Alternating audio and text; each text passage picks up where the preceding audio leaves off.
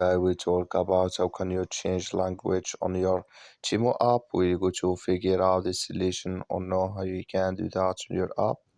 So you just follow these ways, then it's going to work with you. So all you have to do, you just go down here. You click here on you down here. When you just click here on you, so then it's going to take you to this list. It's going to show for you like this. Then all you have to do now, so you just go here above settings, click on it.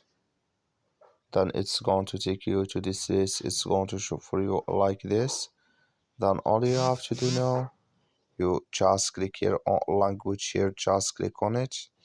Then it's going to show for you a list like this.